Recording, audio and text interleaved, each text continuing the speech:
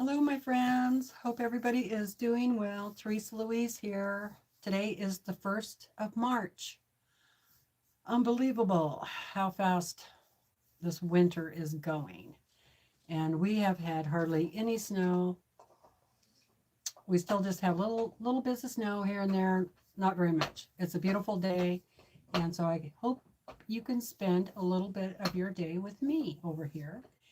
And since it is the 1st of the month, I am going to give you an update on my projects, which is what I like to do anyway,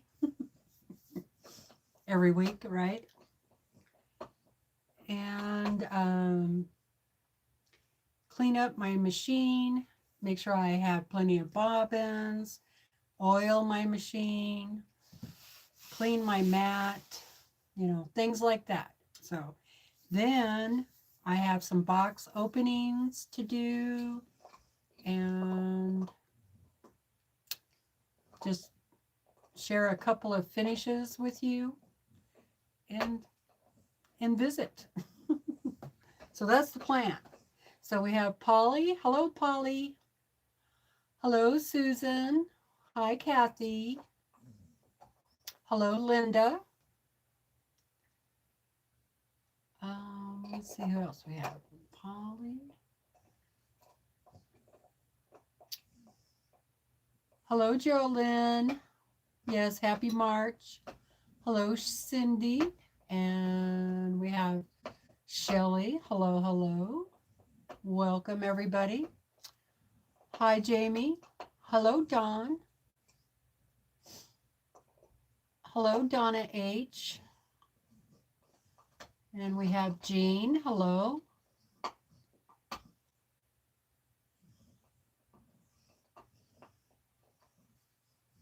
Hello, Melanie. Hi, Nina.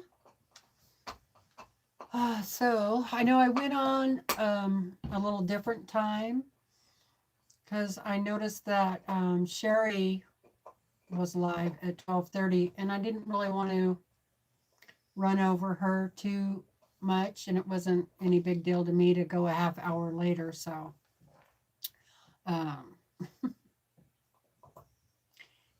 if I go too much later, then I'll want to take a nap. So there's that, right? Did you all join Ian today over on his live? He showed a bunch of photos of the quilts from QuiltCon. That was pretty cool. There was some beautiful quilts. Of course, he didn't have time to show them all, but just some of his favorite quilts. And boy, that was interesting. They were really pretty, some really, really pretty quilts. People, I'll tell you, I shouldn't say this because I'm amazed all the time with people's creativity, but I mean, some of those are just shocking, like the one with they used all half square triangles of grays, different shade of grays. And if you looked at it the right way, you could see a picture of a woman. And I'm not sure who the woman is, but amazing. But if you got too close to it, you couldn't see it. That one was just amazing to me. I would like to do something like that. I would need really good instructions, though, right? So if you haven't seen Ian's from today, go check it out. It's the Off Kilter Crafter, Ian. Yeah.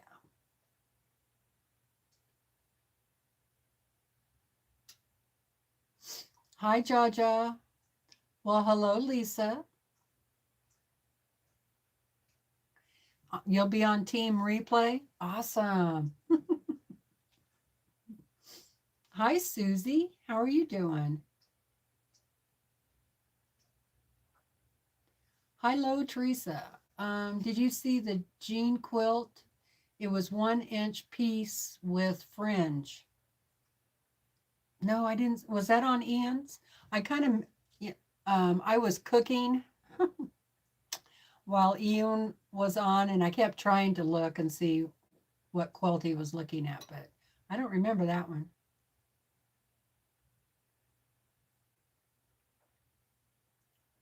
I should just do like a YouTube search and for QuiltCon videos and then just let them play in the background, right? That'd be fun. Oh, you haven't seen his video yet? Yeah, that's just today. So it was fun. And I like the way Ian does it because um, you get to look at the quilt longer. He doesn't just rush through them. He talks about them and stuff like that. So it's it's enjoyable to watch the video. I've seen some videos where it just goes bing, you know. I'm like, how do I slow this down, you know? Slow it down to 200. I don't care for videos that go by that fast. Hurts my eyeballs or something.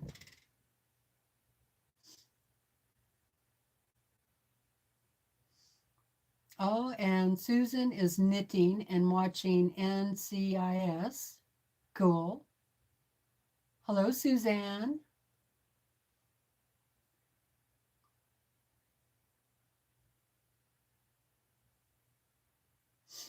Oh, good. I'm glad you're getting outside, Lisa. I went out for a nice long walk this morning with Brandon and the dogs, and Brandon's doing okay. So, he's still walking. We both are, so that's good. Willa and Annie are doing fine. And yeah, we had a nice walk. And luckily the wind wasn't blowing. I mean, it's a little chilly out. It was like 45 degrees, but not bad. And the sun was shining.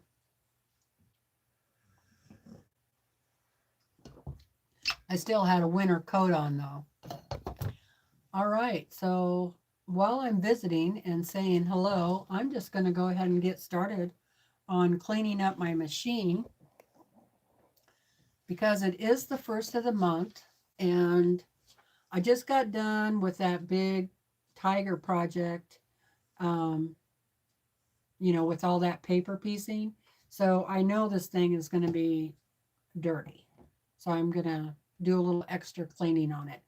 Change the needle, you know, get some oil the spots, do all that stuff. So I'm just going to go ahead and get started, and I'm going to even take this thread off because I want to clean I can see all the dust on here, so I want to just clean it up good.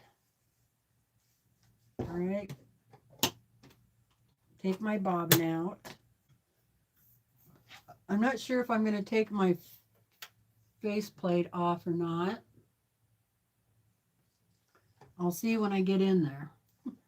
So, let's see. I do have some of these things that I got in the Sew Sampler box. They're like Q-tips. One-sided Q-tips. They have a little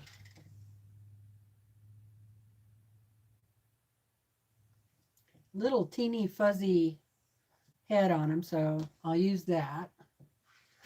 And then I have a damp but not real wet microfiber cloth, and I'm just going to use it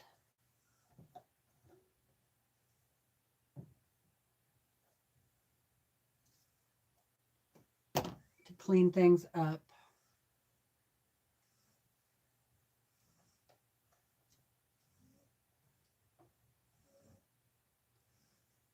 And, you can use whatever you like to use.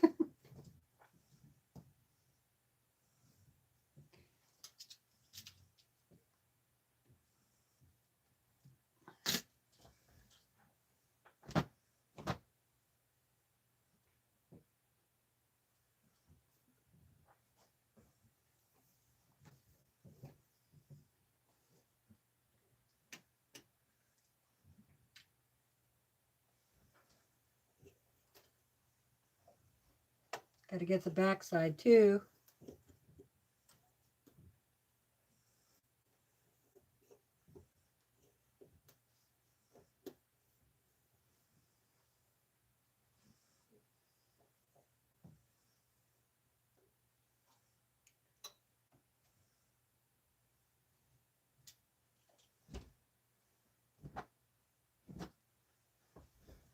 Yeah, it's pretty dusty from all that paper. When I was doing the foundation paper piecing. That, and you know, I have Willa up here. So you have dog dander and all that stuff, right? Let's see.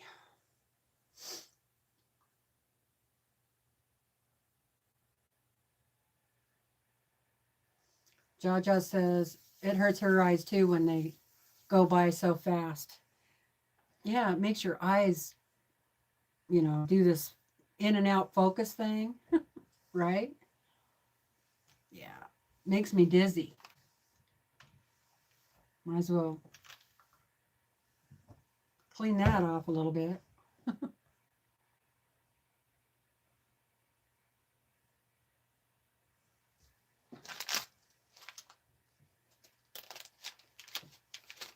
Oh, did you send me some, Susan? Because these could be from you. My memory's not that great.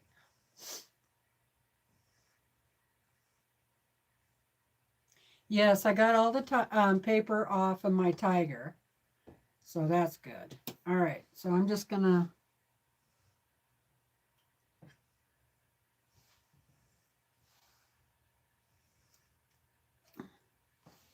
and I want to grab my flashlight, so hold on.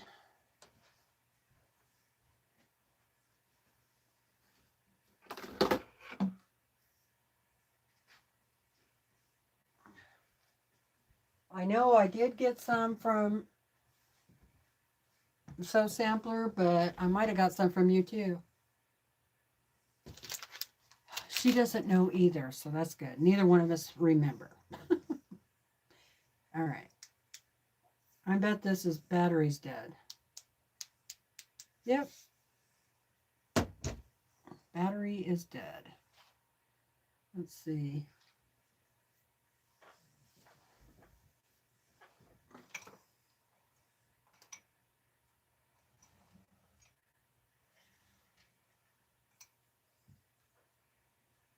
I used to have a seam ripper that had a flashlight on it, but I think it's downstairs.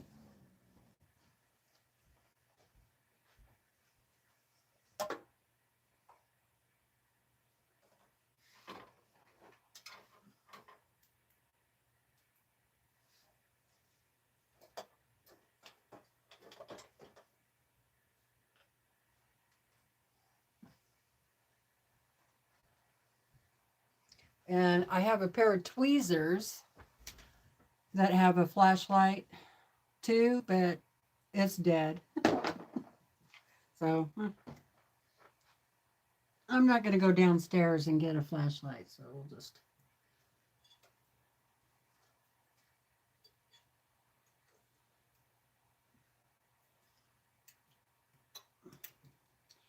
Actually, does not look that dirty. So I'm kind of surprised.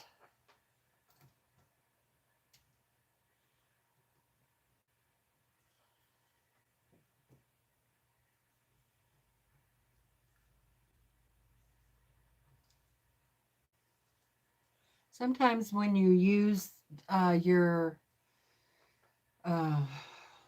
thread cutter, little pieces of thread get dropped down in there, which is weird, but I can't think of how else they would get in there.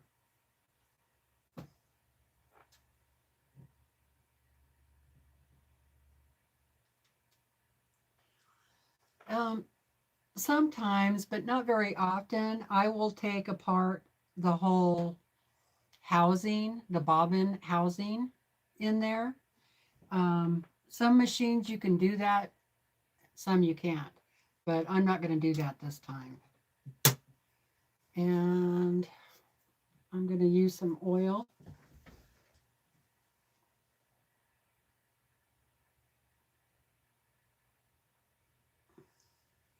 And I only put a drop or two, depending on how much I've used my machine. And since I did that paper piecing, you know, I'm doing 2 drops.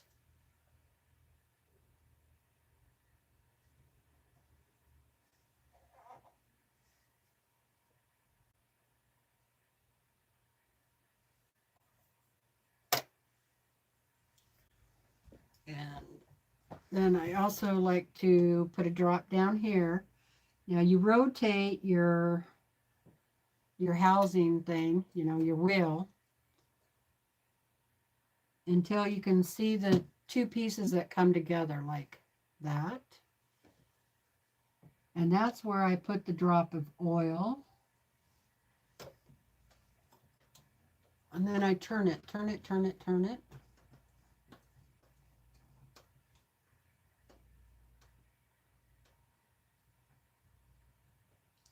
And I actually oil that bobbin area every couple of bobbins.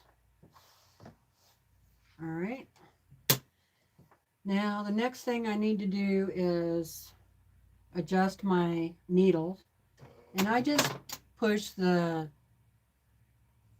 cutter because everything goes back where it's supposed to. Right? And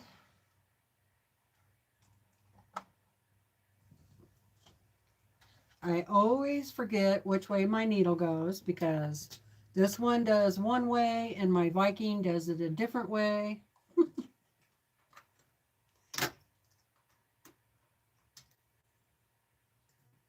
right. So the flat side faces the inside. So I always look at that.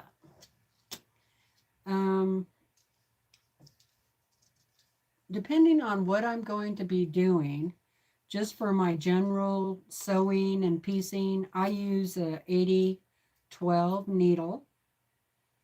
And sometimes I just use a standard and sometimes I use a Microtech. Just really depends on what I have on hand. This is a Microtech. Now, if I'm going through a lot of layers, like, you know, 3 layers, your back, the batting, and the top, then I would use a 90-14.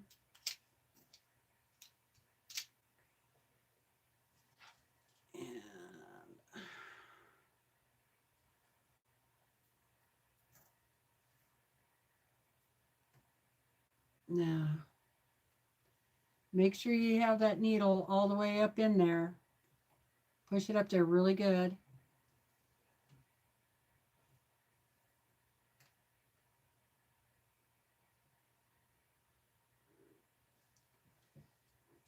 All right. So the next thing I do, every time I change the needle, I double check because I do not want to break my needle, okay? So I put my foot down so I can see the hole. And then I just use my hand crank and bring my needle down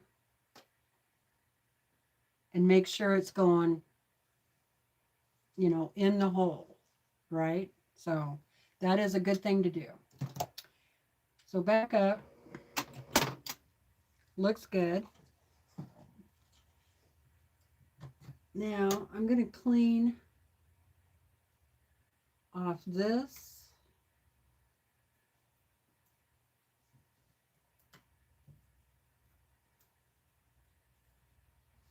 And my foot. And I'll lift my foot up. And I'm going to lift it all the way up. And just, I'm going to look at my feed dogs and see if they're dirty.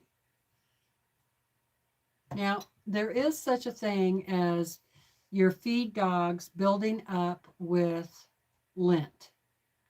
So much that all of a sudden it's not sewing right. Things start shifting and you have your feed dogs up, but everything is still shifting.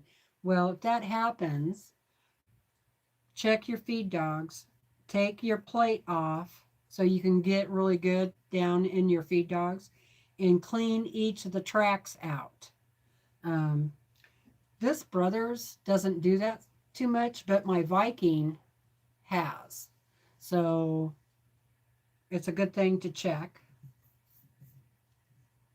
And, you know, I would say at least once a year, if you do like a really thorough cleaning on your machine once a year, I would take this plate off and just really clean everything out. Of course, if you're having problems, you'd want to do that anyway. But okay, so the next thing is I'm going to check my bobbin situation. So I have 4 empty bobbins. So I'm going to go ahead and fill up some bobbins.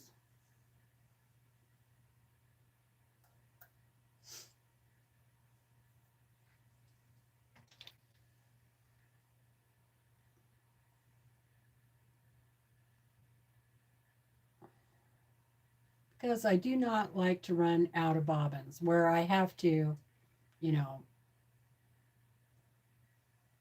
create the bobbin, right? Put the thread on the bobbin.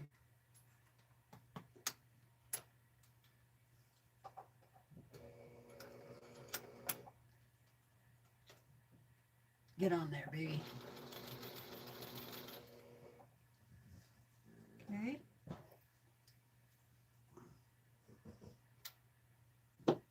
Now I could have done this while the needle was out, but hi, Nikki. Hello, Lisa Brown. Hi, Gladys. Let's see, did I miss anybody else?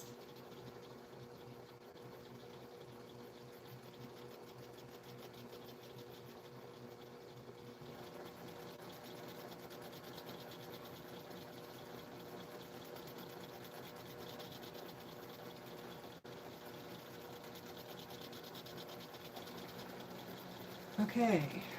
Also, in a few minutes, I'm going to talk about needle tension. So, or not needle tension, bobbin tension, sewing machine tension.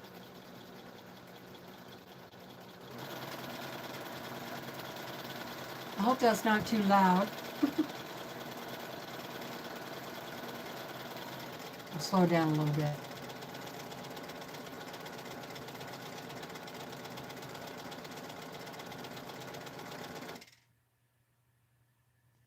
Because my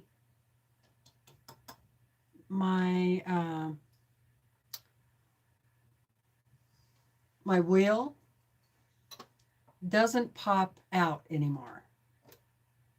So, and I haven't taken it in to have it fixed. Because normally, you know, you pull out your wheel, right? And that releases that, but it doesn't do it anymore. So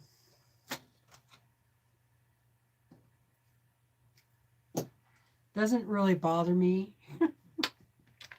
I figure I just oiled it so everything is getting, you know, good and oiled. But yeah, that's what happened. I don't know. I don't know what happened to it, but it, you know.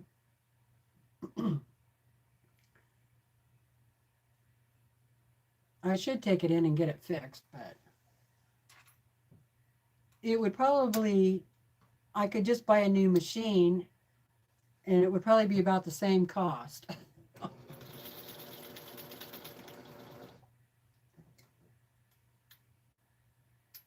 Or I suppose I could look it up on a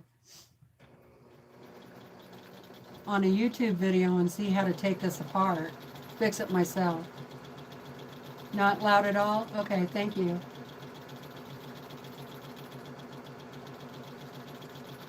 Yeah, I know, Donna. That's the reason why, because my wheel is still spinning over here. You know, the hand crank.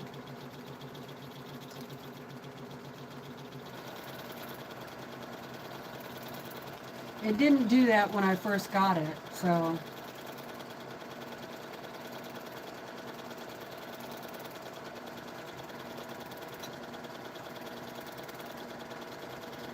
I don't know what I did to it, but it still sews and I still get bobbins, so, you know, it's all good. Okay, couple more.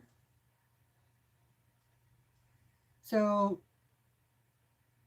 have any of you cleaned your machine today? Or are you going to do it this week?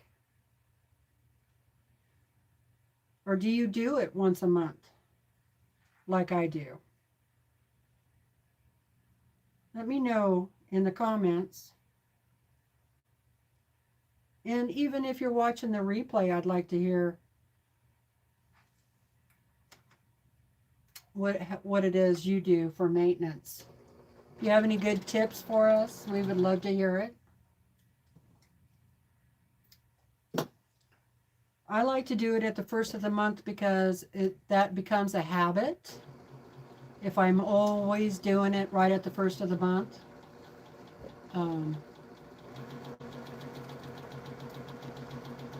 And I suppose that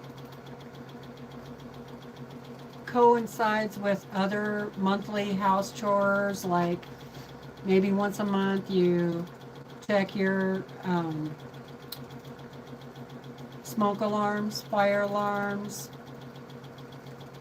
I check all my drains, and I make Brandon change all of his stuff on his CPAP machine. So there's like a list of monthly chores that need to be done within the first week of the month. That way I remember them. Otherwise, you know, after 10 bobbins, I clean. Yeah, so sometimes I do, let's see, 4, 5, 6. After 6 bobbins, I clean, or once a month, because this past month I only used 4 bobbins. Well, plus the bobbin in here, which is about halfway. So 4.5 bobbins. The other thing, you know, when I have my bobbin tray full,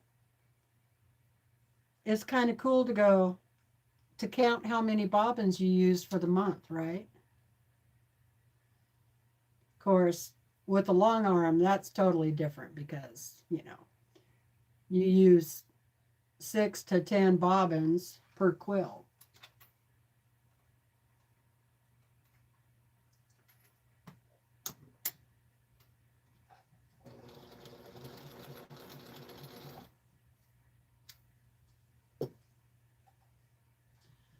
Okay.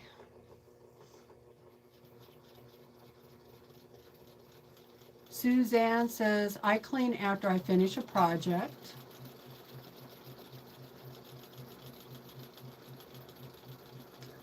Jamie says, I cleaned mine up a little bit and changed the needle this past week. So probably don't need to do it again already, unless you've made, you know, a couple of quilts since then. I know I definitely needed to change that needle after doing that paper piecing. And by the way, I'm sorry, I should have had the charger on my phone, because last Sunday that was a really long live, or whenever it was that I was live doing that tiger. And you guys didn't get to see it all the way to the end. I'm sorry about that.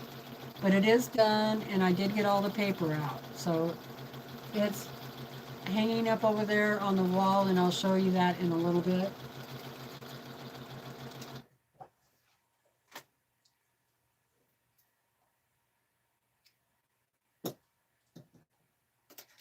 Okay, so that's all my bobbins. So I have bobbins for just regular piecing, but I also have bobbins that have different colors. So if I want to match, you know, like green and blue, purple, red, brown, that kind of thing. But the ones I use the most is my standard piecing thread, which what I'm using right now is like a really soft yellow. And the only reason is I bought this thread for the long arm, but my long arm machine doesn't like it at all. But this machine seems to be doing fine with it, so I'm just using it for piecing. All right, so the next thing I want to do is I'm going to check my bobbin case, and I just want to very gently clean out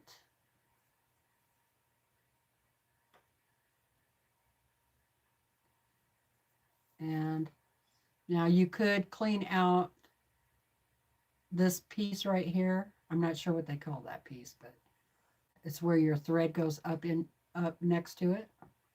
And a lot of people use like a credit card or something like that. But I hate to mess with it too much. Now on my long arm, I do clean that one out because so much more thread goes through that. All right. So on a standard sewing machine like this, and it's not one of your newer sewing machines like my Viking, and a lot of the long arms too, when you put your bobbin back into the case, you hold the case up where this piece up here is on top, you know, where it has the divot, the hole, that. So hold it to where that's on top. And then your bobbin, your thread should hang down clockwise like a 9, like the number 9, okay? Then you put that back in there. And then you pull it up through the slot and through your, up in that little hole up there, right? Now, I'm sure you all know how to do that. I'm going to talk about tension for just a little bit, or maybe a lot, because I saw an article in a magazine that made me think about all this stuff. So I thought, oh, this is a good time to talk about tension. And I suppose this really goes for any machine that you have. If I have any tension problems at all, the first thing I check is my bobbin. Hands down. That's the first thing I check. And so one way to check your bobbin is to do just what I did. Clean all that out. Make sure it's all clean. You want to clean this out. You want to clean out in here because this is a very sensitive area. You know, the thread goes down in there and loops around that case. It loops around that case and it pulls this thread up. So let's say you broke a needle. If you broke a needle, you want to definitely check that the housing where your bobbin fits into. So what I do is I just take my finger, make sure you don't have a needle on here when you do this, and roll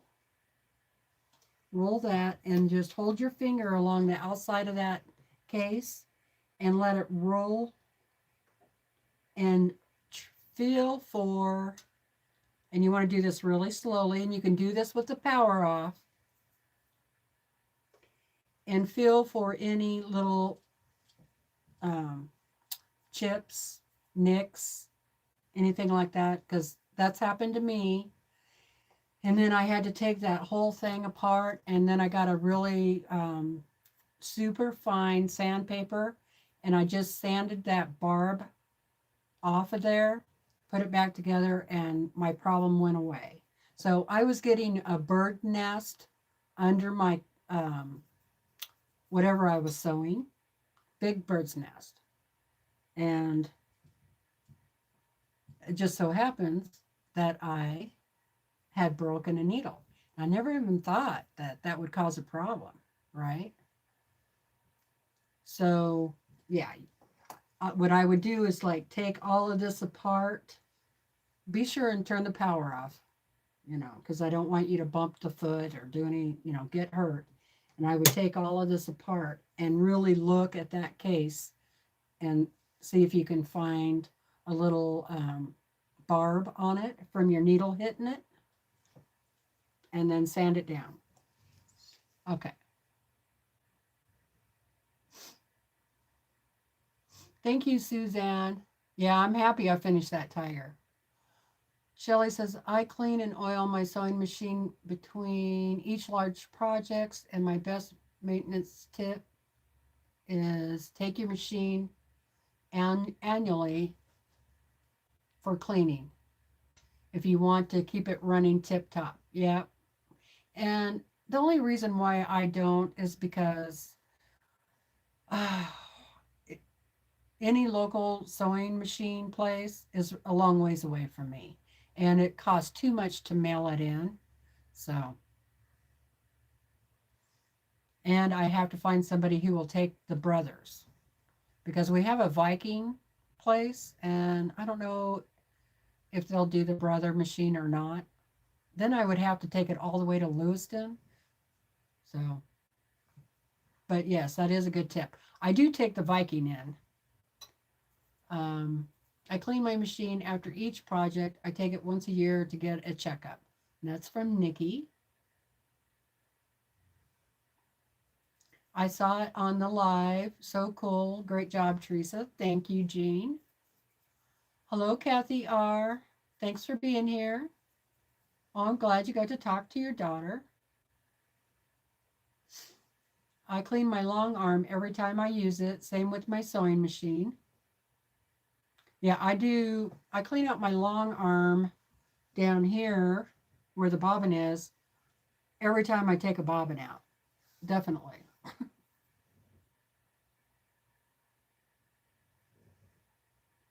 My new needle on my Singer does not want to go up and down anymore.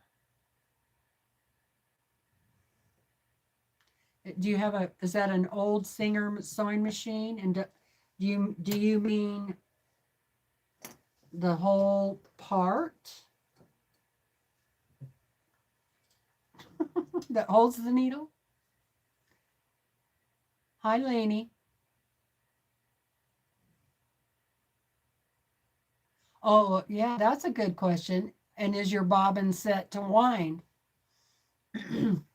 Okay, so the next thing you do is you do the test. Once you got everything back together, pull on your thread, and I like to have mine set to where that bobbin just stands up. I can't, well, it pulled up, but normally it doesn't. So it just stands up. Okay. If it lifts up and stays up, then it's too tight. And you'll want to adjust your screw right here. If it doesn't come up at all and just pulls out like that, then it's not tight enough, and you'll want to tighten that up a little bit. Okay. Now, the other thing I try to do is I don't change the weight of the thread in my bobbin. So every color I use in a bobbin is always going to be 50 weight. That's what I like to use in my bobbins.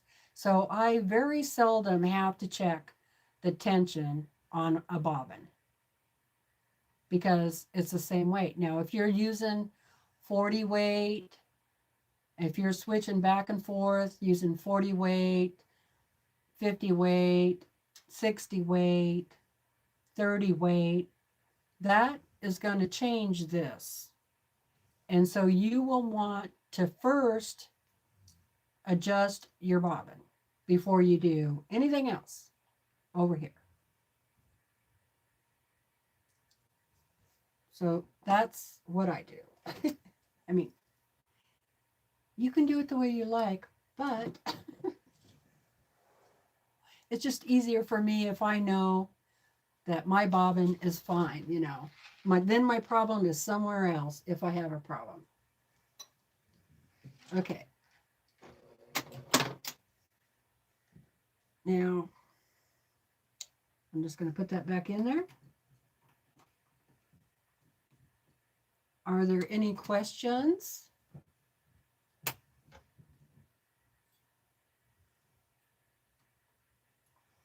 And I hope that helps somebody, especially when you break your needle and you get a barb. It took me forever. I'm telling you, days to figure out what was the problem. So,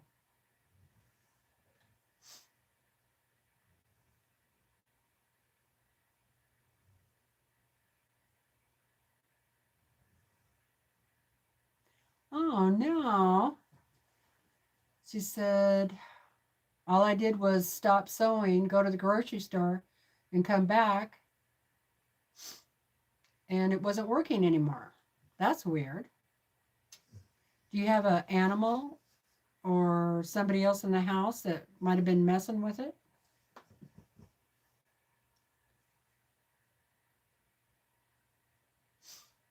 I took my serger for annual cleaning in Portland. My husband picked it up. A few minutes later, when I went to use it, I noticed it wasn't the same model. Oh no! The company gave you a new one? Wow, that's weird.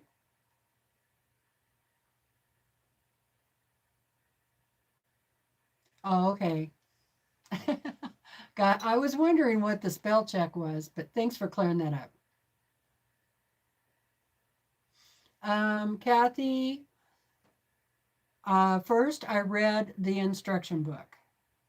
When I first got this, that's the first thing I did was got out the instruction book, followed it on how to do everything, you know, setting it up and everything like that. And then I went through the sewing, you know, um, troubleshooting and stuff like that. And then I just did a bunch of tests on there. But yeah, definitely keep your books, your manuals.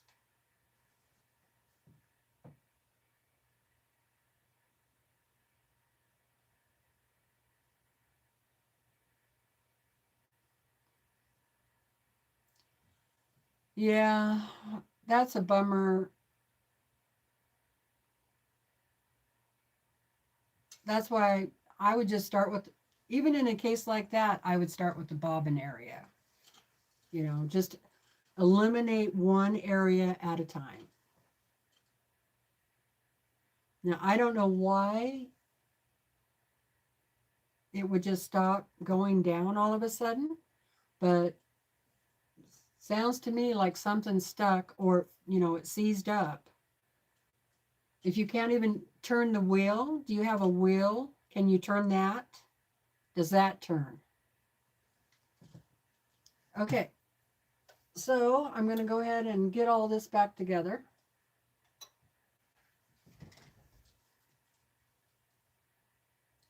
So I will be ready to sew.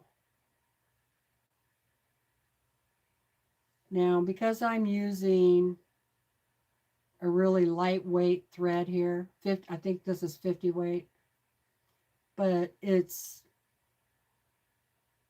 kind of got like a, well, I think it's partly polyester, but so I have to loop 3 times right there. Okay.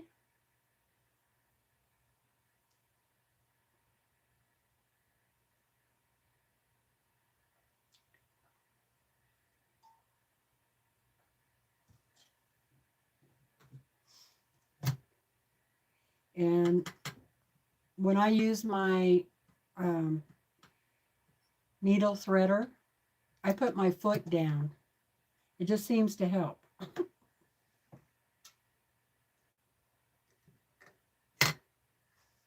And then pull it through. Okay, and then you always want to check. And I like using a solid fabric for this. Check your stitches.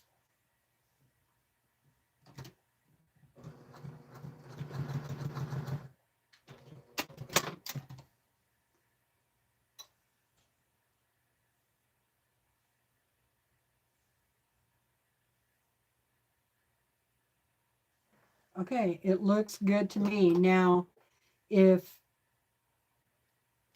I was still having a tension problem, this is where I would start adjusting my tension knob. So if you can see your bobbin thread on the top, that means your bobbin tension is too tight. Or too loose, sorry, too loose. So what would you do? Would you tighten up the bobbin or loosen up here? I would adjust the bobbin, personally.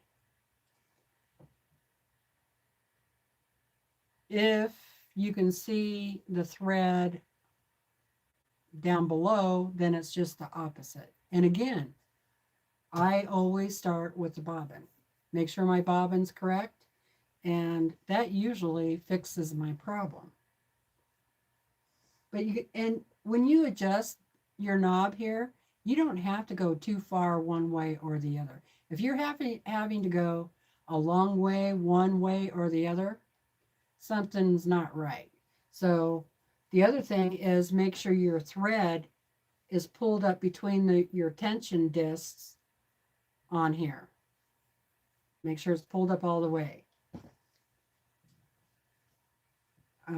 That happens a lot with the long arm too. But so make sure that's all the way up.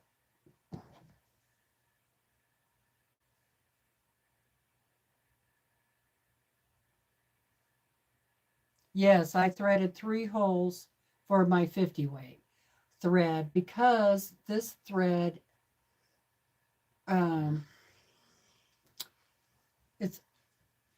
it's a little, well, I call it shinier.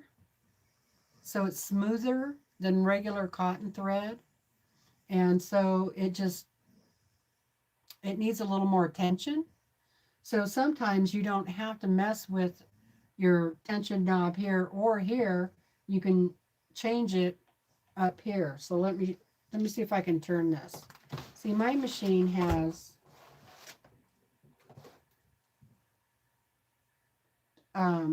this, I'm not sure what they call it, but it's where the thread goes through, and it has 3 holes there. The long arm has a thing like this too. And if you're using a lightweight thread, like 50 weight, 60 weight, I highly recommend that you use all three of those holes. And that will help keep it from turning, getting like a corkscrew, you know, turning.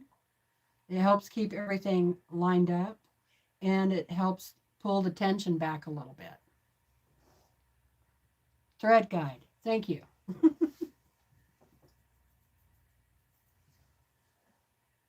So, all right. And then I have a container for my dead needles. Needles and pins. Go into an old medicine bottle.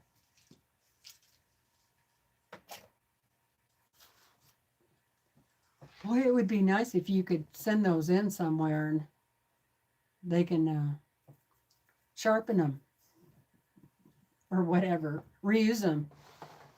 Melt them down.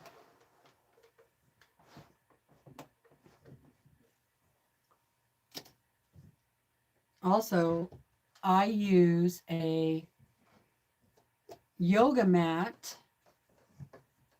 You can get these at the dollar store. Cut it up to the size that you want. And that's what I use under my sewing machine to help with the vibration.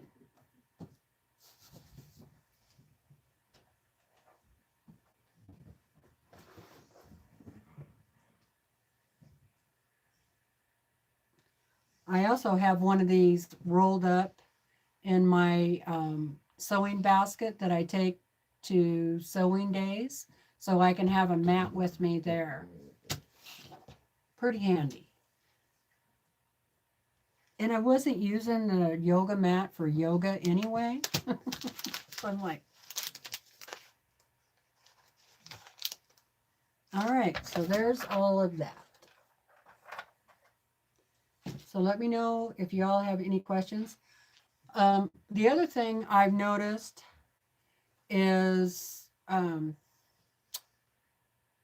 some people say that when they use the thread cutter, either on the brother or the Juki, especially the Juki, but when you use the thread cutter, your thread comes undone from your needle.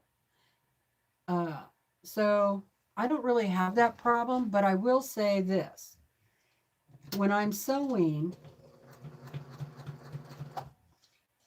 and then I use this, and I pull this out, if I pull it towards me or to the side, then sometimes my thread comes out of my needle. So I try to remember to pull it to the back. And then it pulls that thread back there, and I've never had it come unthreaded when I pull it out from the back. Now, do I always remember to do that? No, but it does help. Okay, so let me see if there was anything else in this article. Okay, so here's another good point. If you're trying to do some troubleshooting and you really want to pinpoint your tension, either here or on your long arm, put a different color thread down below in your bobbin, and like a dark, and then have a light thread on the top. And then when you use your test piece, just get a scrap of white fabric, or something that you can see both, and that way you can really see if it's coming up from the top or coming down through the bottom. I do that a lot on the long arm to really get a fine adjustment on those stitches. So that's a good tip.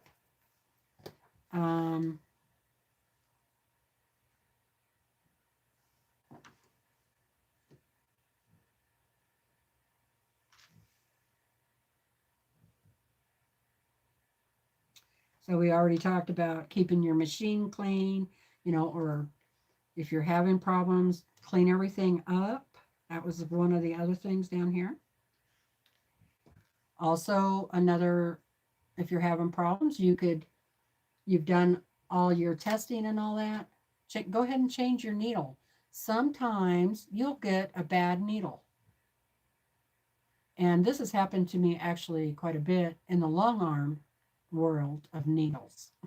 So, like I had a whole package the needles were all bad. And I don't save those. I don't put them back, once I've used them, I don't put them back into the same package, you know. So I know it wasn't that. So that whole pack of needles was bad. So change the needle is another thing you can do. Because if your needle isn't sharp enough to pierce down through the fabric, it can cause a problem when it's pulling your bobbin thread up.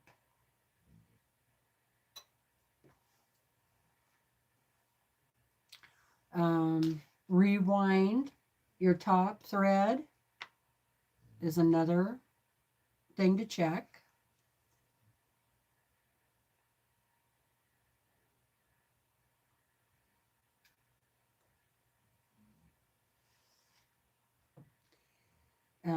Also, you could check your manual, see if there's anything in troubleshooting in there.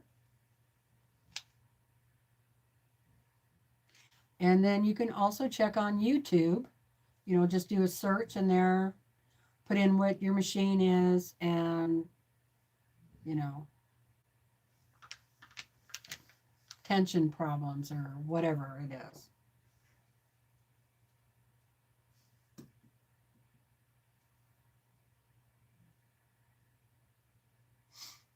Also,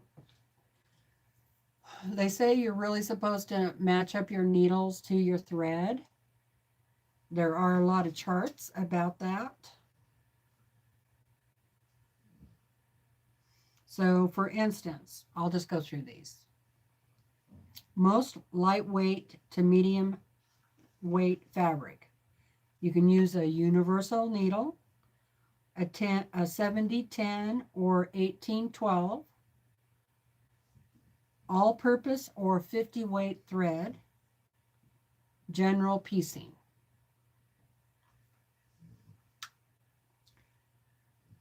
Lightweight to medium weight, another option, is a Sharps or Microtex, and pretty much the same thing. A 10 or 70-10 or an 80-12, all-purpose or 50-weight thread, which is what I'm using.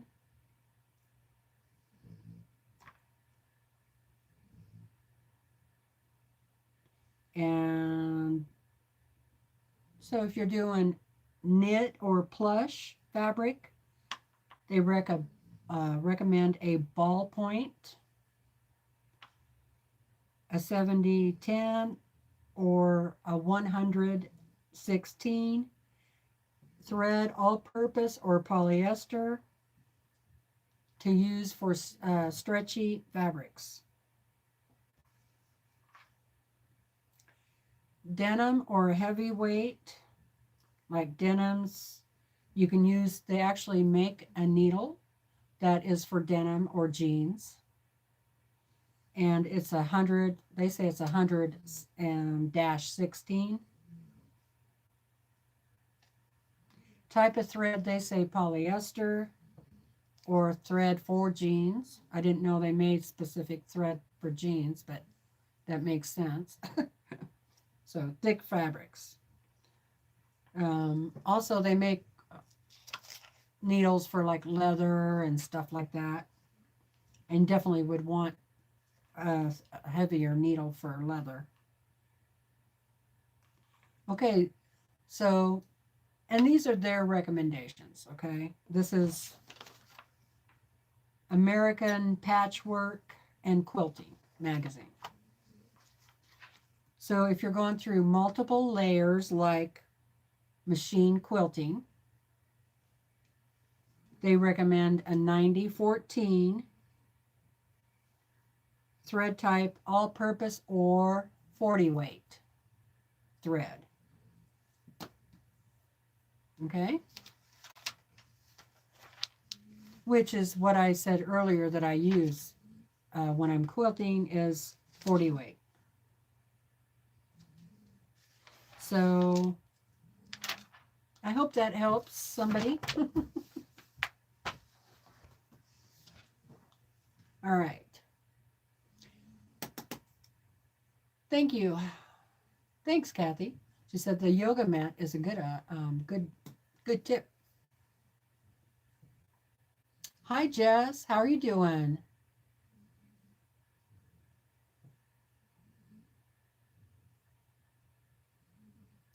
Oh, really? The titanium needle was the problem? I wonder if that was my problem. Because once I went back to the gray needle, I didn't have the problem. Um,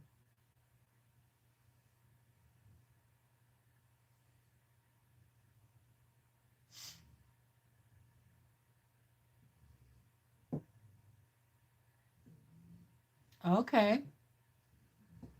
Well, that's good to know. Hey, Joe. How you doing? Hey, Patty. How are you? Okay. We got 64 people watching. Thank you all for being here. I appreciate it. We just got done cleaning the machine um, and talking about tension.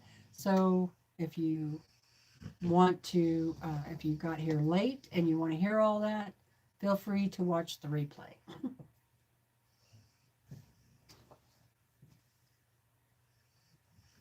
Hi, Shirley. Okay, so the next thing, oh, I wanted to clean my cutting mat off here while I was at it because it got so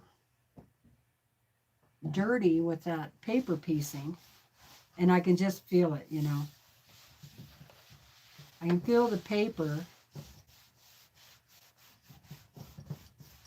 stuck, and I can see some of the fibers, little threads stuck in there, and because I'm using a microfiber rag, it's really pulling that stuff up, so, and a lot of elbow grease. I could spray this, that would probably help, but I'm not going to do that right now because I don't want to.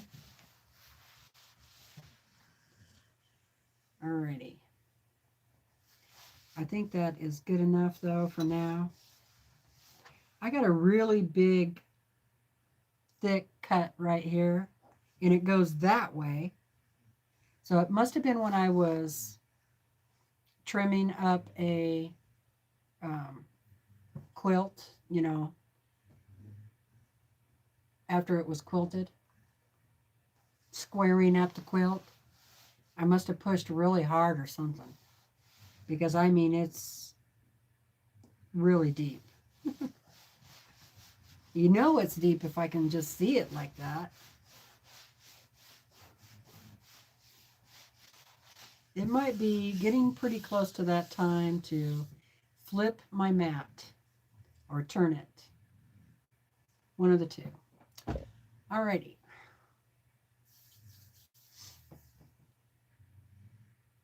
Hi, Mary. Okay, I know it's March, but what the heck? Did I show you guys the, excuse me, the granny square pillow cover? Or was that, or did I show that over on Katie's? Well, I'll show it again. So I got the granny square pillow cover done. There's the back, and I did, you know, the envelope type thing. I still need to make the pillow for it, which I'm hoping to do this week.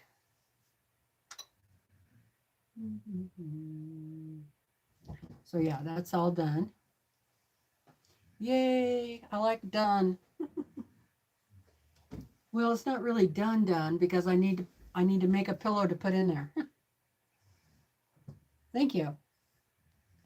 So the calendar quilt that I'm hanging up for March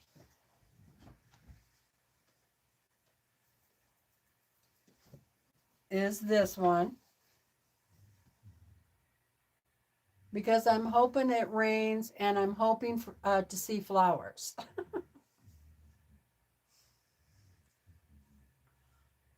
I don't know if this is the March one or not.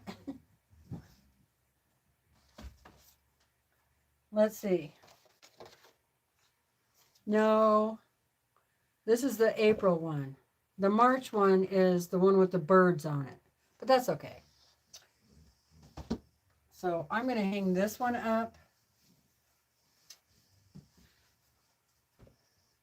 Where should I hang it?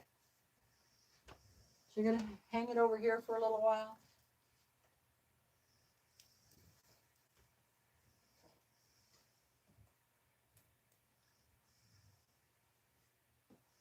There. I like that one. It's because it's bright colors. You still have yours you need to do? So this is a piecing and applique project that we did a couple of years ago. It is the Calendar Quilts by Kim Schaefer's. And I just got it off of Amazon, and it comes with all of the design papers. A very easy project to do. There's 12 quilts.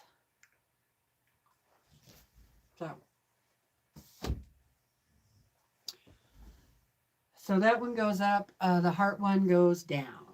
Okay. So the next thing, I got two, and you guys have probably already seen these, but that's okay. I'm going to share mine with you. Anyway. Oh, it's been an hour, so I need to stand up for a few minutes. Thanks, Kathy.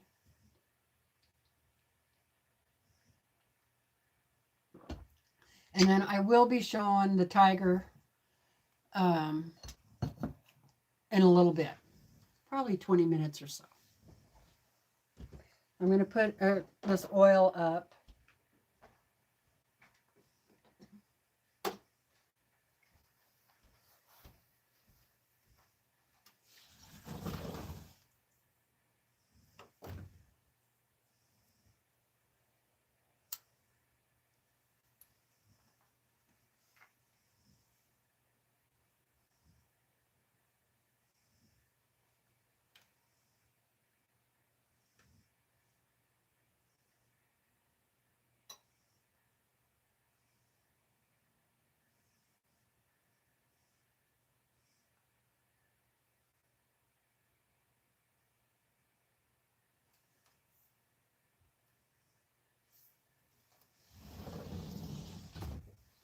God, it's so pretty outside.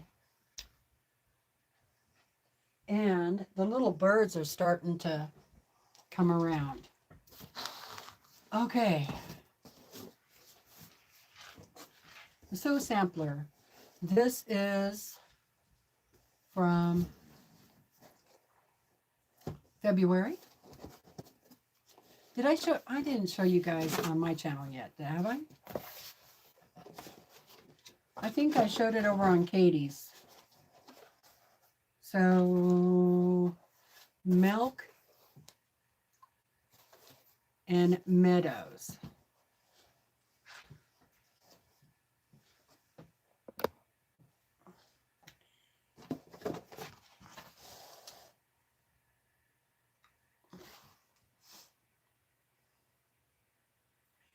They want to do a quilt with us. It's a Lori Holt design. Farmyard Friends Sew Along. It's going to be April through May. And you guys, if you like farmhouse quilts and stuff like that, you are going to like this. Okay. I believe, I think it might be free. Doesn't say.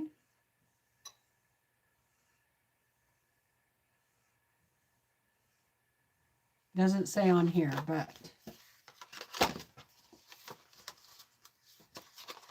let me show it to you.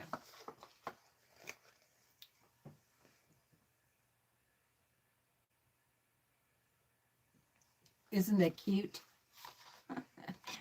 I might even like to make that. I just would use different fabric, but our coupon is 15% off layer cakes. And then there's a free Jolly Bar pattern. Oh, a layer cake pattern, actually. Another quilt idea for you. Jolly Bar, Bakewell quilt, or you can use a layer cake. Download the free quilt pattern so you can see that.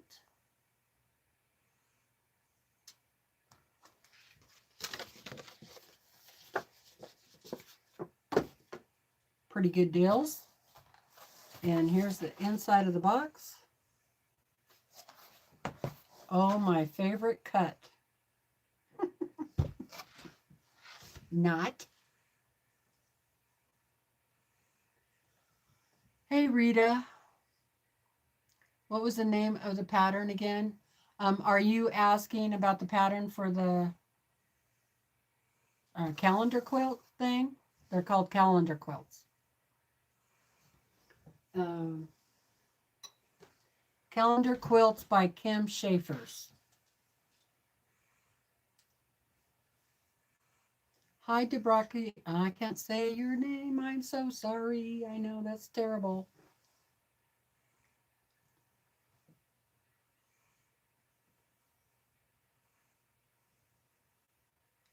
Debrakia?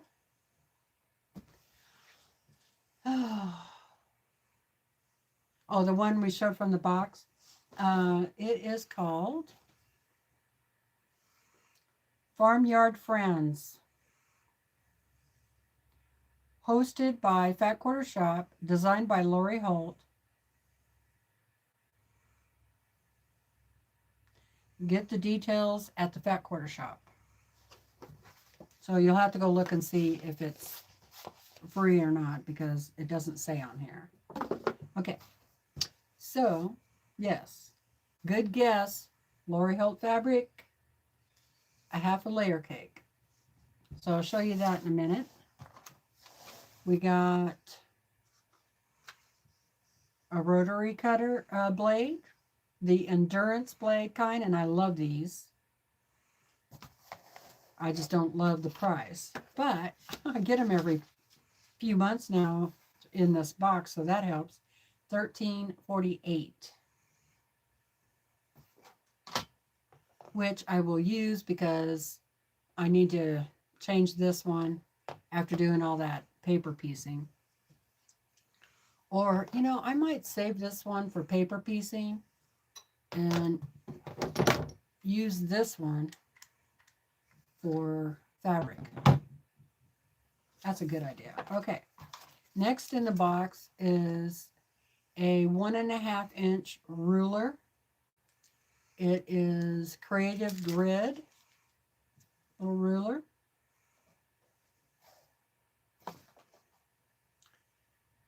$9.49. Now, I'm pretty sure we've gotten this in the box before, so I'm going to double check. And if I still have it, I'm probably going to put this in the giveaway because I don't really need to. All right. The next thing is the Fat Quarter Shop's papers, foundation papers. And this is Vintage Milkmaid. Pretty cool. 6-inch finished. $13.98. Ouch.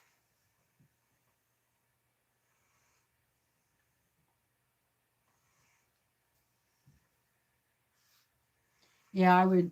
Yeah, I think my other one is in the ruler drawer, so I don't lose it. I don't usually use little teeny rulers like this because kind of afraid I would cut myself, you know. My favorite ruler is this size, right? Oh, that didn't help. It's 2.5 by 6.5. This is the one this type of ruler is what I use the most. This one happens to be the Tula Pink one, but all right, so the papers, and boy, it is a little teeny block. Now, this would be pretty cool to use for your leftovers, which would look like this. Table runner.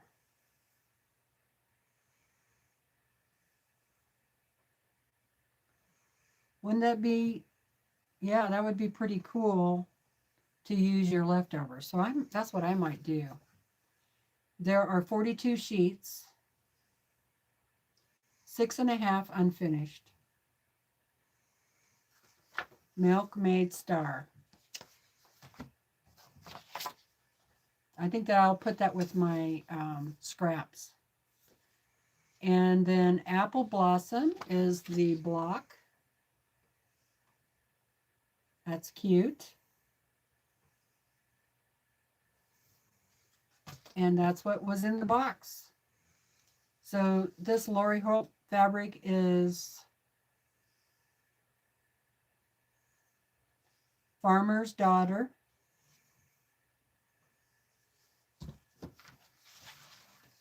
Let's see what it says.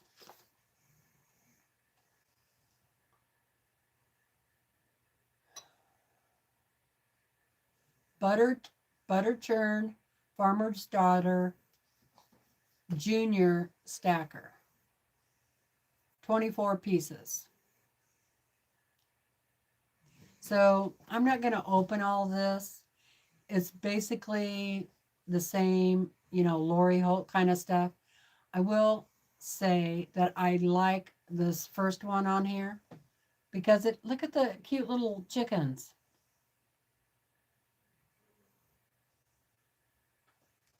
That's cute.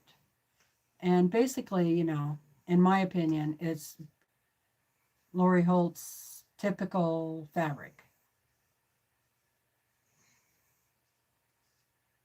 So there's 2 in here that have the chickens, one in the pink and then one in the gray. Like, I would like this on the back of my quilt. That would be cute. Okay, so I'll put that in the Susan pile.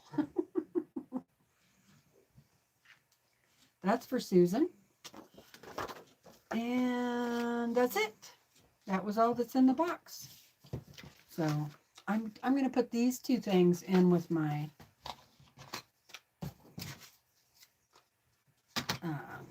scrap busting.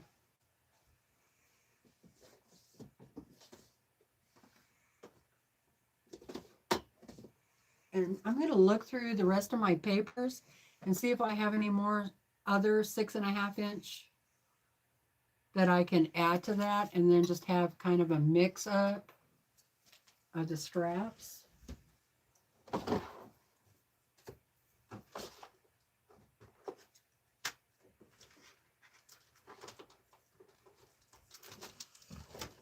Oh, well, we got the 1.5 by 1.5.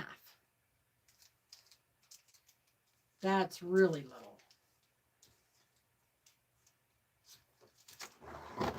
Does anybody use those little teeny rulers?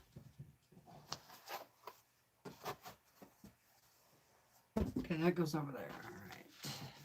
All right. Put this stuff up.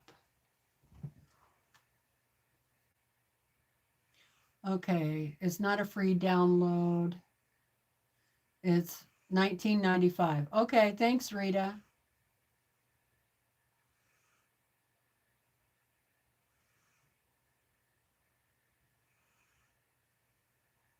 Okay, so I'll just set this stuff aside till I can put it away.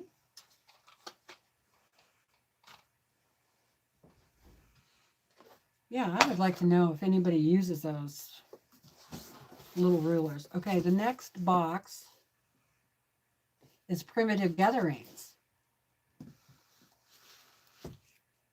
Oh, Fallon's rulers.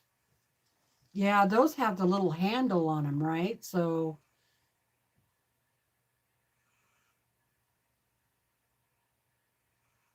yeah, that's what I worry about, Susan, cutting myself. Okay.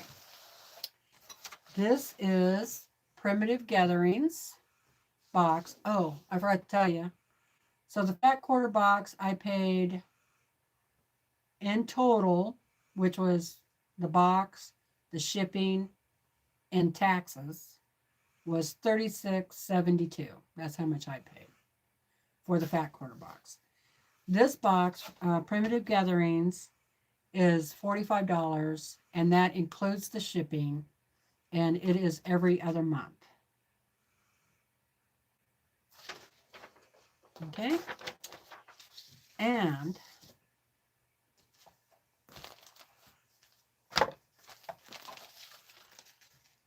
so it was a pretty good box. We have a pattern for Teeny Twinkle. So little teeny stars.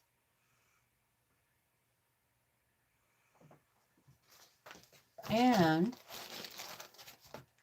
we got a layer cake. Now, it is solids.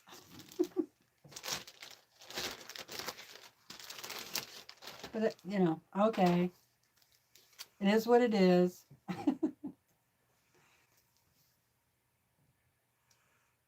Bright, some nice, pretty colors. And so that's what the pattern. So here's what I was thinking. This would be really good for a scrap buster too. Like, I'm thinking about using this for the star points, but for the center square, which is going to be 2.5 inches square, I might pull out some Tula Pink and do some fussy cutting, because I think this would actually go pretty well with a lot of the Tula Pink fabrics. So that's what I'm thinking about doing with this. Okay, and it is Elizabeth Hartman Bella Solid layer cake.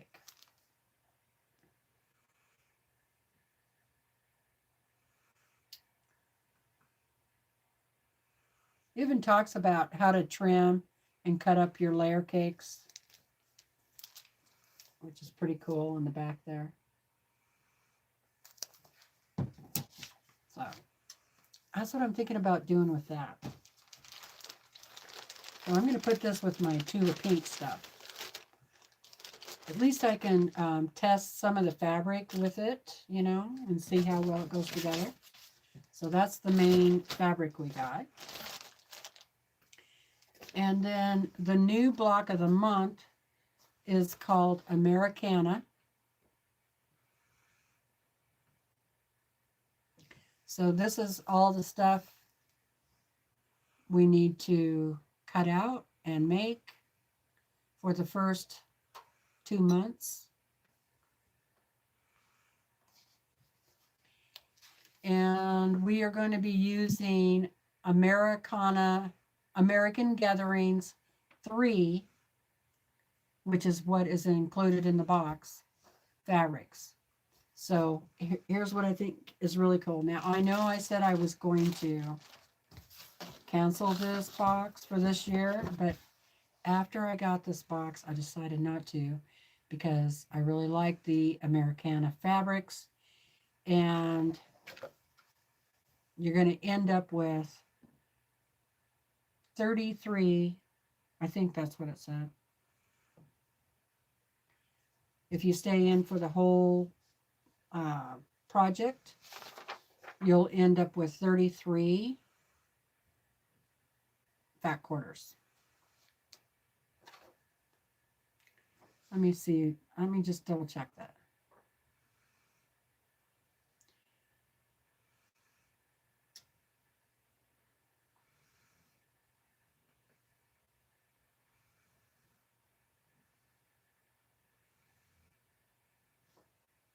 Now, I know I saw that somewhere. Yeah, right here on the back of here. You will receive 33 fat quarter prints over the next 6 boxes, which is a year because it's every other month. Please starch as you receive them. So press and starch the fabrics. All right, so here is the first bunch. We got 6 fat quarters. 6 fat quarters, which, as you know, is my favorite pre-cut. And here's the red.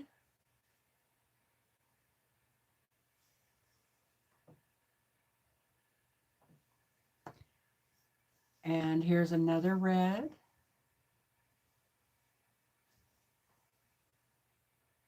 I don't know if it's any better back here. I think it's truer back here. Yeah. Yeah, it looks truer holding it back here, but I want you to see the print on there. All right. Here's the next red.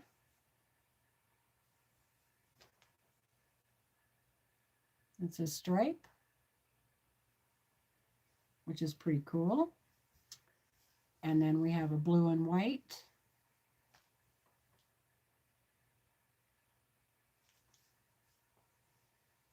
And this is navy blue on white. That's pretty cool looking. And then this one kind of hurts your eyes, but it's navy blue on white.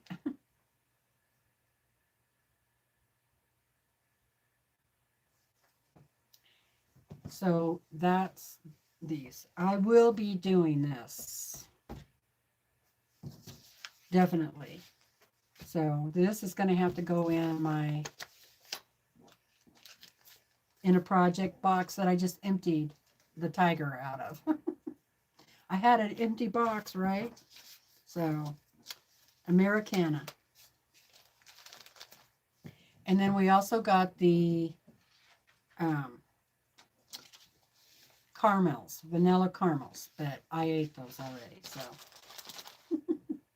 yes, I do open the boxes before I show you. I know. I can't wait.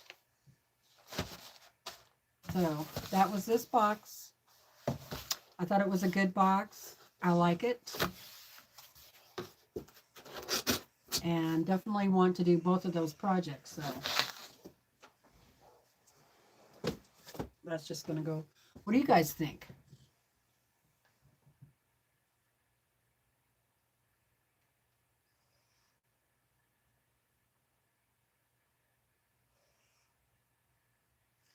Oh, really, Rita? Huh. Does it ask you if you want to be on the waiting list? I would.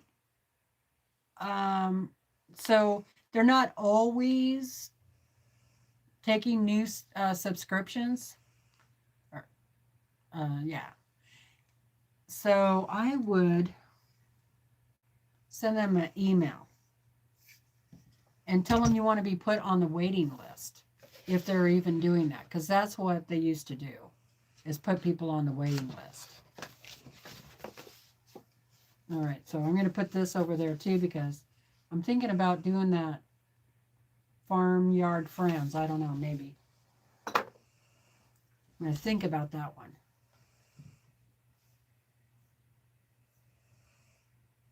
Yeah, so that's what Geraldine says.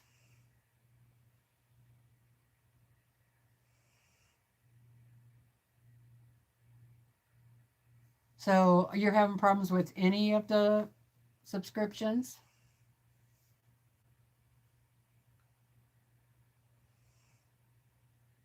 Oh, just not available. Well, then that just means they're not taking any new ones. But I would send them a, if you really want to get on one of them that you're, whatever, because they have a lot. I would just send them an email and or call them and ask to be put on the mailing list.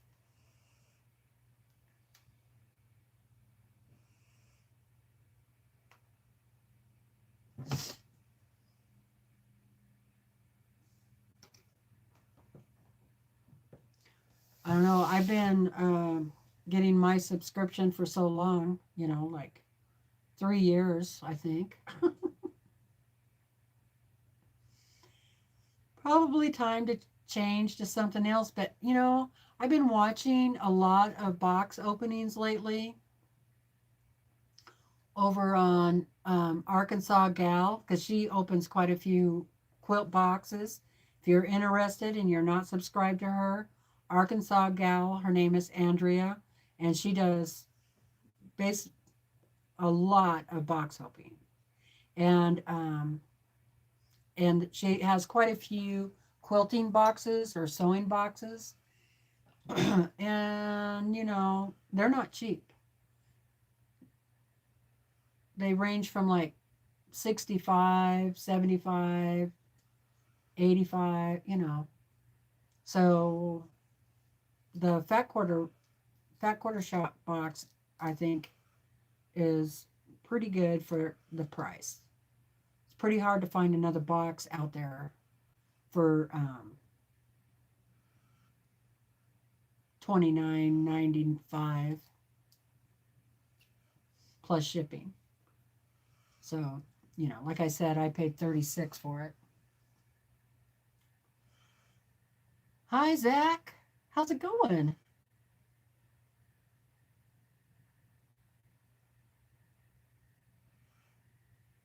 Yeah, um,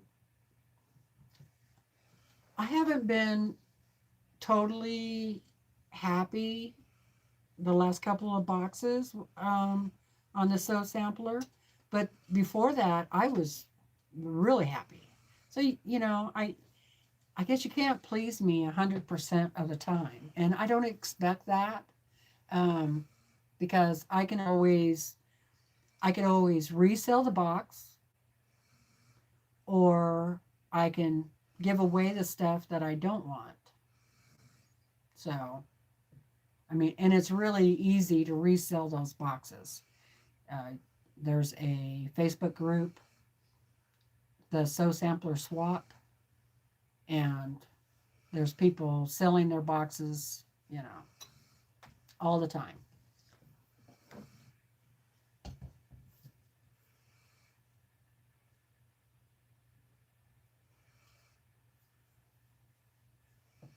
So, anywho, okay, what was next?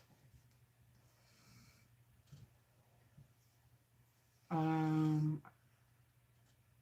I think I need, what time is it? 3:03.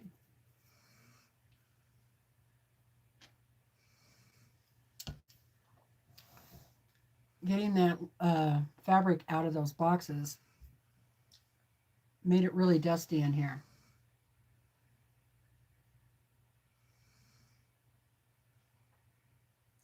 I wish the triangle paper was not included in the Sew Sampler boxes. Yeah, I haven't used any of that. It just keeps piling up. I mean,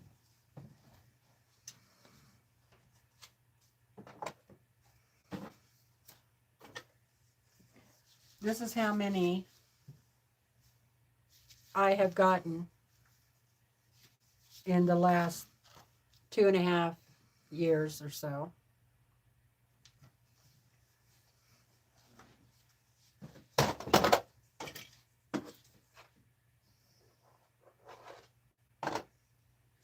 And I tried it once.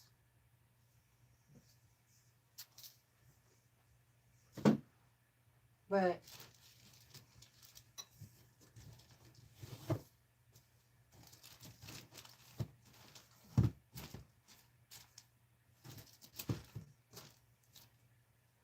and then they keep sending these. This is what I wish they would quit sending me.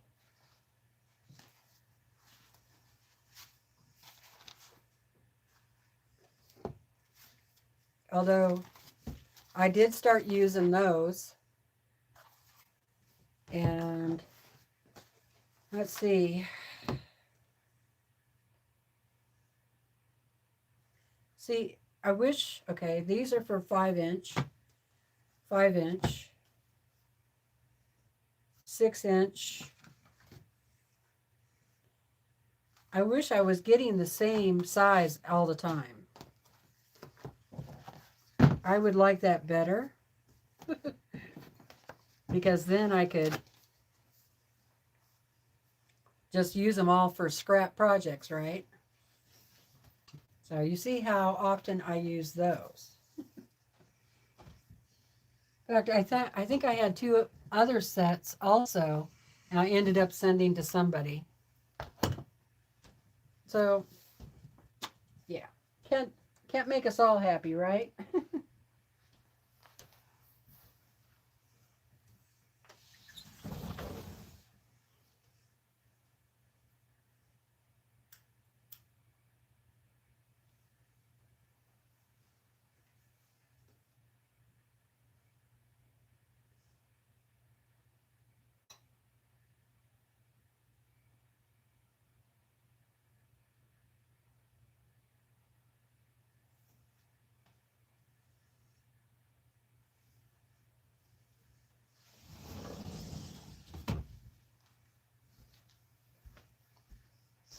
Okay, you guys want to see the tiger?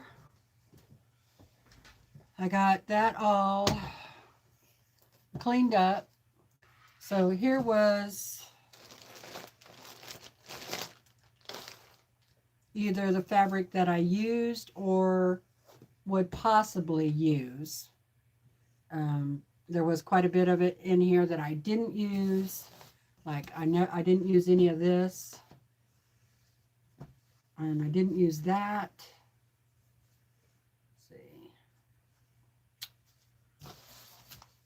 I didn't use any of these browns. I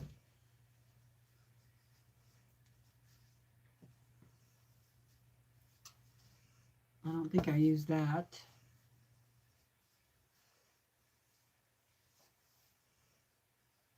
And I found another fat quarter of this. Remember, I was hunting all over for this?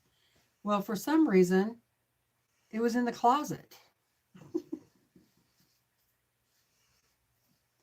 Yeah, I don't know why it was in the closet. But that's where it was. Okay, and I used that. I did not use that. I did not use that or that. Okay, so I didn't use any of these. But I did use, these are the ones that I used the most. So I still have quite a bit left, which I really thought I was going to run out of this orange, which I used quite a bit of this on the tiger.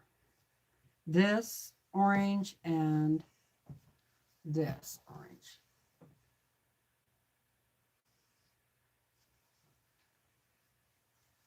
And I still have quite a bit of this.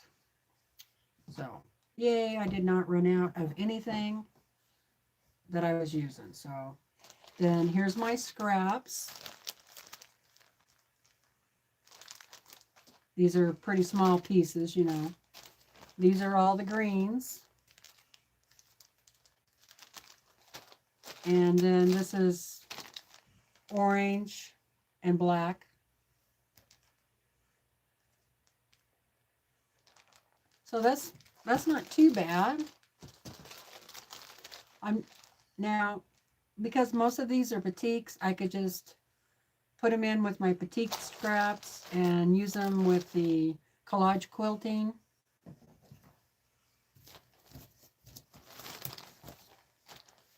Or I can figure out something else to do with them. So there we go. I can put all of that away and show you the tiger. Okay, so I'm going to move the camera so I can turn the camera around.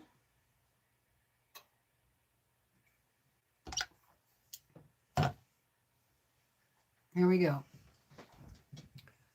Ready or not? Get ready.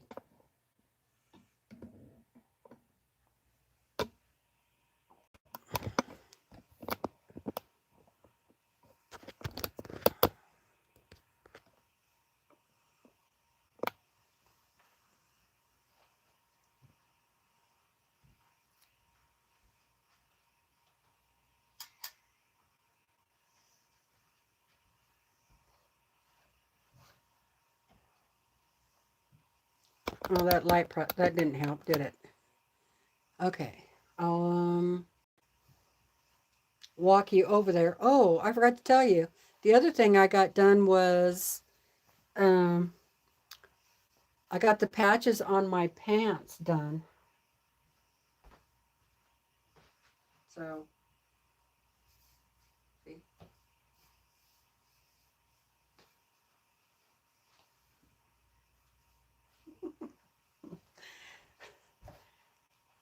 I sewed them on there.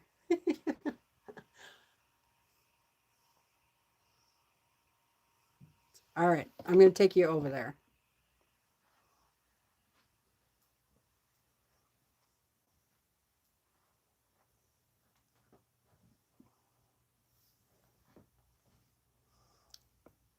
So, there he is.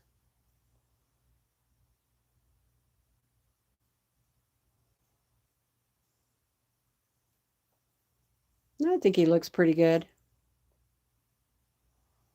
It's got 1, 2, 3, 4, 5 different lights, like white or cream colors in his face. 3 different oranges. Then I used a kind of a pink down here on his nose just for the fun of it. I used a lot of different greens. Some of them are batiks, and some of them are just print, like this big one right here. Those are all just printed fabric. The one in the middle is batiks, and then those are all batiks over there. That one there is a mixture. The orange up here on the top is regular printed fabric. The ones around his muzzle and under his eyes is a batik. All of the white, different color whites, I used batiks. The black is all printed fabrics. So definitely I used a mixture. Okay. All right. So you remember when I started it? So here's the horse. I have not worked on it in over a month. Okay. There is the majority right there of my batik collection. I do have a little bit over there and there. And yeah, I put them in all those brown boxes, and those are mostly all fat quarters rolled up, folded up there.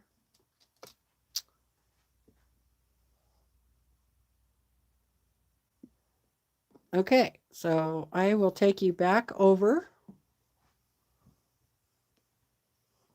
And there's my fabric stash. That's all the fabric I need to put that away.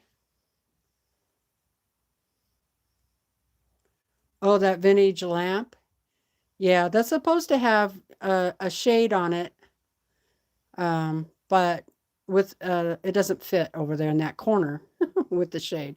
And it is really cool because it slides up and down. So it was Brandon's mom's. Down in the bottom down there is like art supplies, like paints and stuff like that. All right.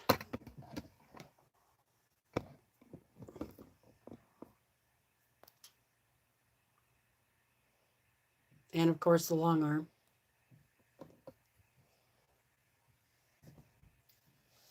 Okay. Sorry about that bright light. Sure that didn't really help, did it?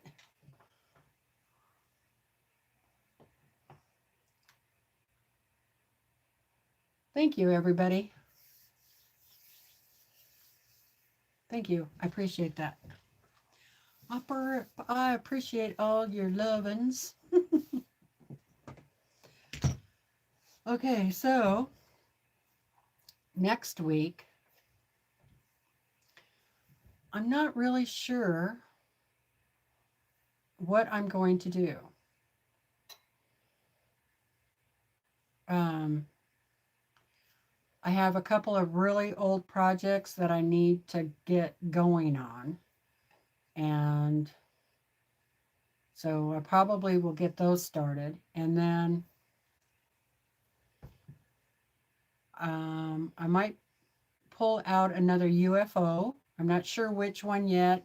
I was thinking about pulling out the Dresden, but I might do something different. I don't know if I feel I'm up to dealing with the Dresden yet. Um, really, for the most part, next week, I want to do a little more cleanup because this area over here in this corner, I don't use it for anything except for either the table gets filled with junk or underneath the table gets filled with junk, which is both right now. And so my main goal this week is to get all of that cleaned up and then decide. I'm thinking about moving the collage quilting stuff over here. And that way that will free up my big table because I like to use that big table to square up quilts and all this other stuff. So I would like to have the big table available, right? So so I'm thinking about collage quilting on this side of the room, and then this side of the room over here, the sewing machine, and la da da da da. That's what I'm thinking.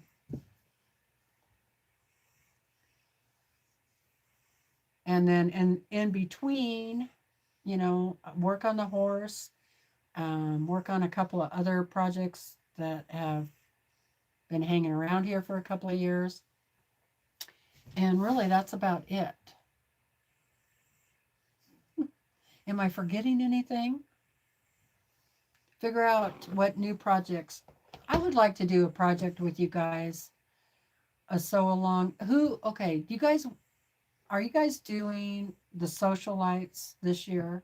I know it's already started, and that is a free pattern. And so I have been thinking about doing that one. And if you guys, you know, if enough people want, want me to do it too, I'm thinking about doing it. So Rita is, Jamie is, and I think Katie's going to do it, and Sherry. I'm not sure if Sherry's doing it or not. Yeah, yeah, they've already got 2 blocks out, and I think it's a block a week. That's the only thing, but Donna has the blocks. I don't.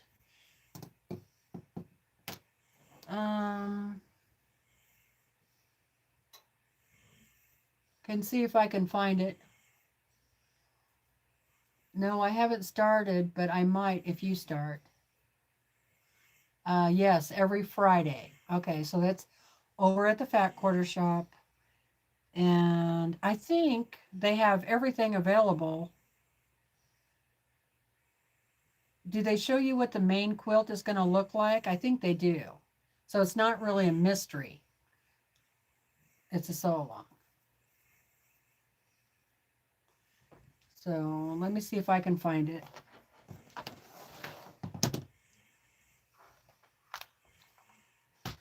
My back is starting to hurt. So if you see me going like this, it's because I'm rubbing my back.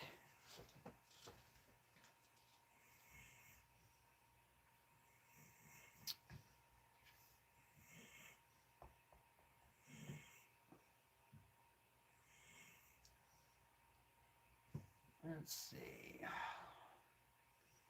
Quilting.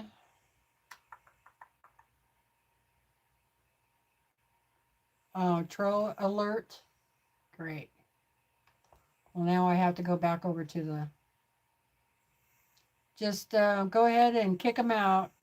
Click on hide user from channel.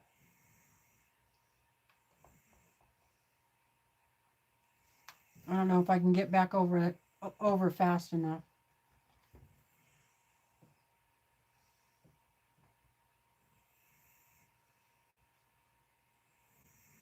Oh, that's the same one as before.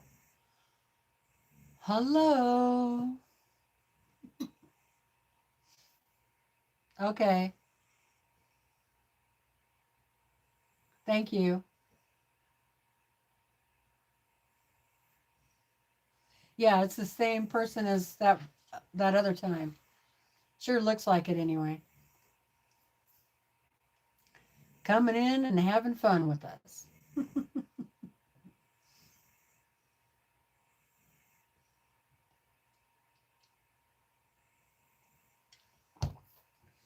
They get bored.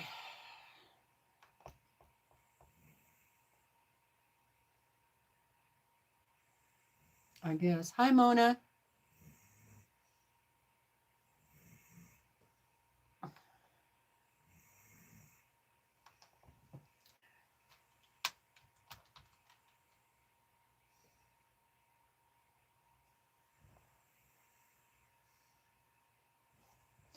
Okay, so social lights 3.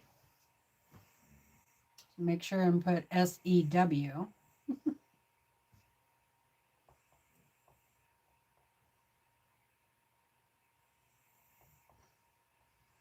I'll just get the link to the main page, and then you can click around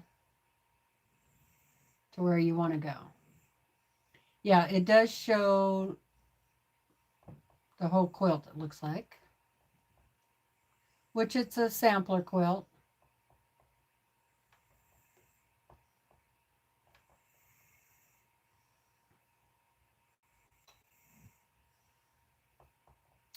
Hi, Linda. Oh, you found it? Of course you did. My laptop is so slow.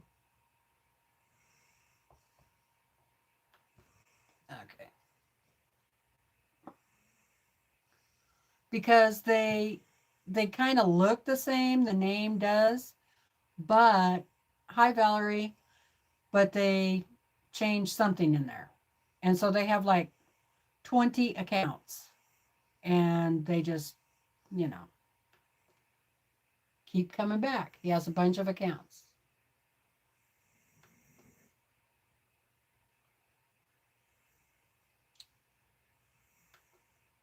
Okay, paste. All right, so there's the link to Socialites.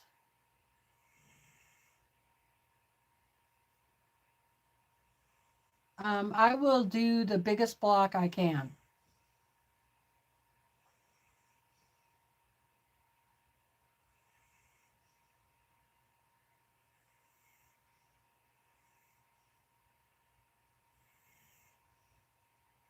Oh no, Valerie.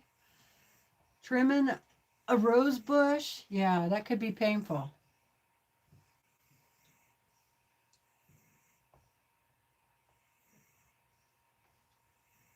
I blocked everyone with that name on mine. Yeah, it could be a bot. Exactly.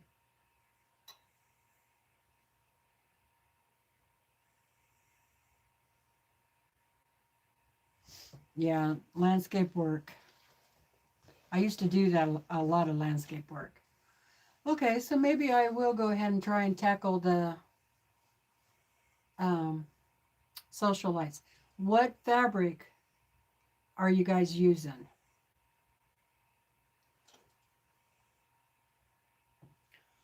I might use my Lolo Petite. No, no, no. Maybe I have some other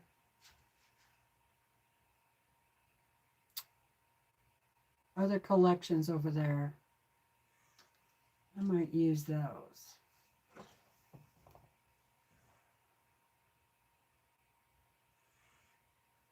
9 inch. Then that's the one I'm going to do. Um, because I'm like, the bigger the block, the better.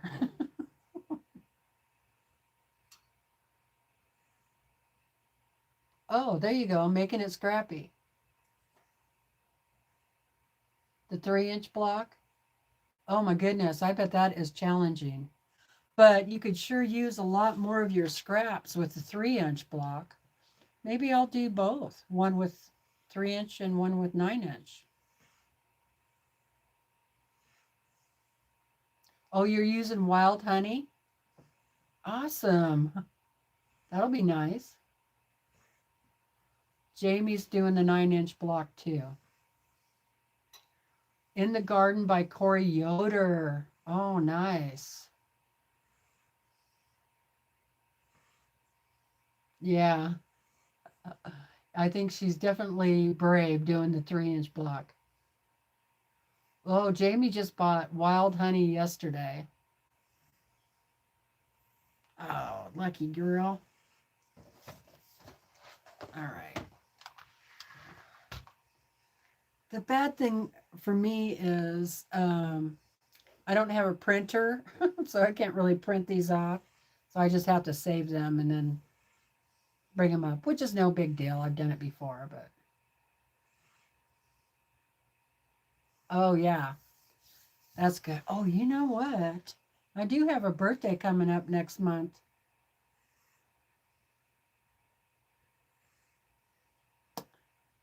Hmm. And I haven't bought me any new fabric in quite a while, other than what comes in these subscription boxes. And, you know, that doesn't count.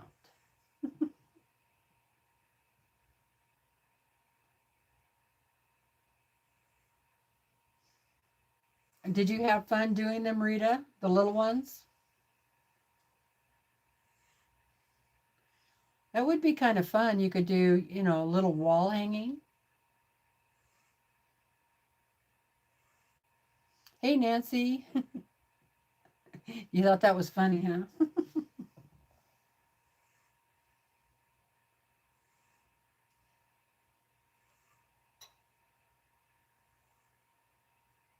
Oh, Oh, Kimberly tells good tips each week. Okay, that's good to know. Hey, Katie, how's it going? Are you feeling any better?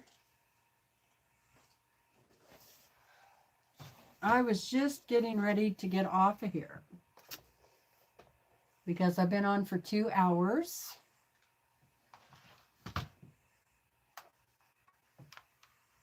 And all the things are starting to hurt. The back, the neck, the shoulder. I'm falling apart, you guys.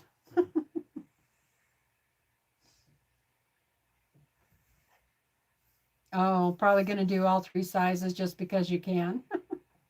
That's funny. Oh, yeah. Sinus problems. I hate that. Hey, Terry, if you can quit doing all your gardening,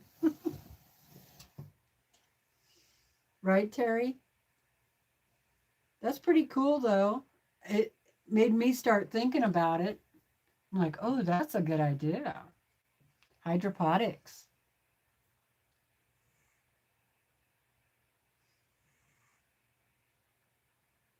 Yeah, it might be better just to do the little ones like Jesse's doing. And so you can just have a wall hanging. I'll have to look at it and see how big it turns out.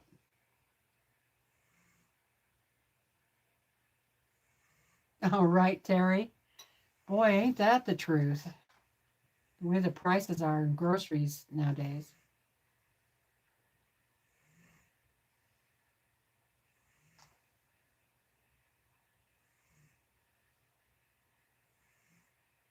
Brandon's doing pretty good. I think he's still taking his nap. The dogs are doing good. Oh, thanks, Katie. That's from the Calendar Quilts pattern. And that one's actually the March quilt, but that's okay. I thought it was pretty, so I'm like, I don't care what month it's for. I'm going to put it up because we should be getting rain.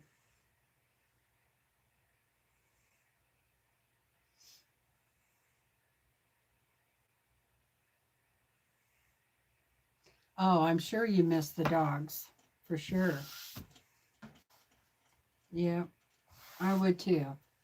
I'm going to miss Willa when that time comes. I'm not looking forward to that at all.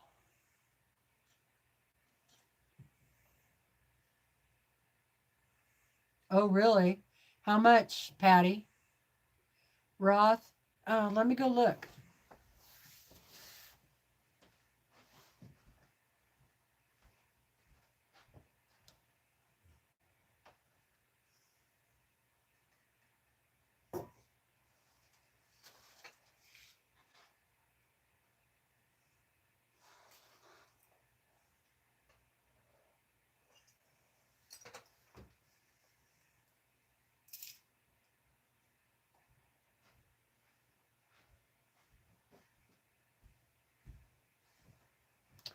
Well, I don't see the name on there offhand, but I didn't want to spend too much time away from the camera.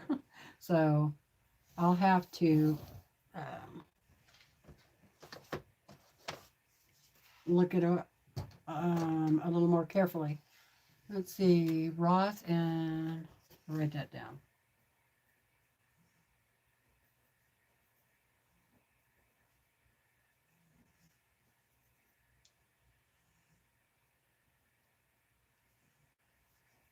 Better Company.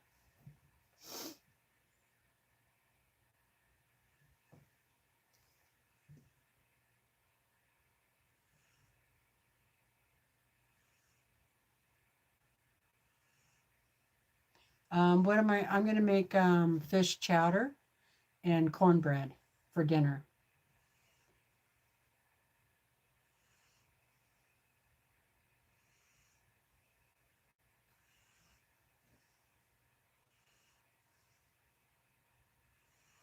Yeah. Yeah, I'll look that up. Hi, Sylvia. Yeah, I'm just getting ready to leave, so No problem. Okay, well, I'm going to go ahead and go. Yeah, I don't know if I want to get into another thing. You know, I don't know if I want to get into hydroponics or not. We'll see. I would think about it.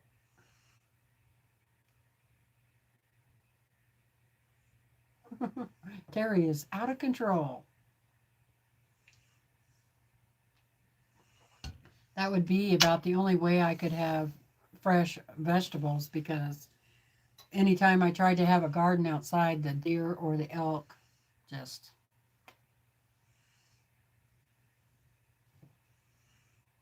Yes, Terry, I showed the tiger. It's about 15, 20 minutes ago. So just back it up. Yeah, fish chowder. Sounds good. All right, y'all. I'm just babbling now, so I better let you go. Hey, thanks you guys for joining me. I really appreciate it. If you want to watch, if you got here late, want to watch the replay, we cleaned the machine. We did bobbins. I talked about tension, figuring out tension and other problems with your sewing machine. Um, then and thread and different thread and weights with the needles. After that, I did a little show and tell, and then I opened the sew sampler box, the primitive gathering box.